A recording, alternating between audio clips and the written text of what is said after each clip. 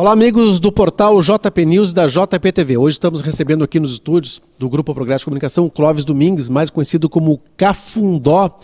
Ele que tem pelo menos duas histórias muito importantes. Uma, ele viveu epidermicamente, né, que foi um conflito no Egito, onde ele representou os pracinhas da ONU, que foram do Brasil para lá numa missão de paz, e também ele conhece muito bem a história lá de Cafundó, que foi a Batalha de Vapor Velho, que aconteceu um pouquinho antes, 1923. Clóvis, muito obrigado pela tua presença aqui.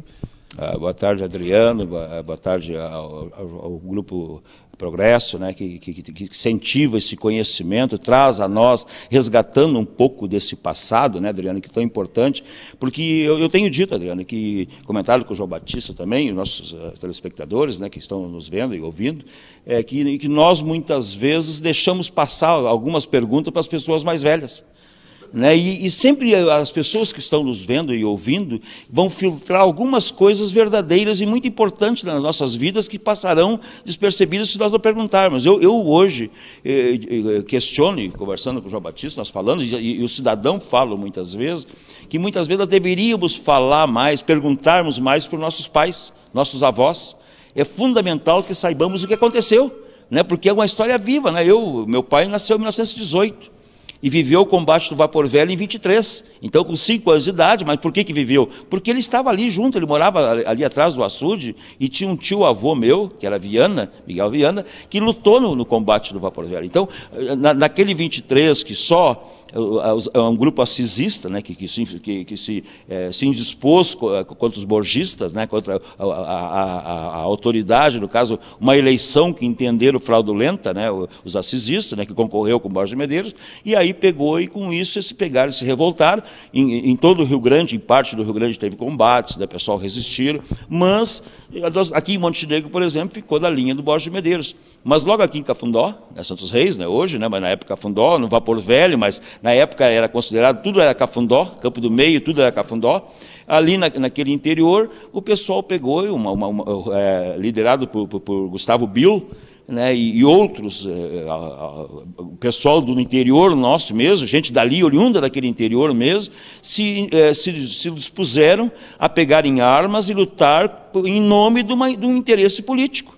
Né, que entendendo que a eleição era fraudulenta mesmo, eram assisistas, né? Então, Montenegro, com toda a sua população na época, ficou à margem da questão, não participou de nenhum evento, ficaram do lado do Borges de Medeiros, mas ali no Cafundó, lugar pequeno, né, teve o combate do Cafundó, aonde morreu alguns brigadianos, inclusive um oficial da brigada, aonde a polícia da época, né, a brigada militar, já era a brigada militar, né, os borgistas tiveram que pegar, mas a brigada militar teve que recuar, né, e esperar reforços, e depois, de alguns dias, então, desalojar aqueles pessoal que tinham a visão política de uma diferença com a realidade que estava acontecendo no Estado. Então, no meu entendimento, é muito importante esse depoimento, né, e as pessoas que participaram, porque essa história, e tu sabes, que a história é contada pelos vencedores.